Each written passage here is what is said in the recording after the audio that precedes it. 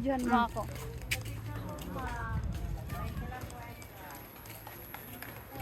May ano, may mga sunflowers in the...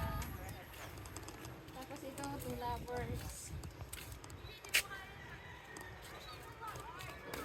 Tapos ayan, may talbosan sili. Kung gusto nyo magtinola, mayroon din dito po. Ayan, pang tinola.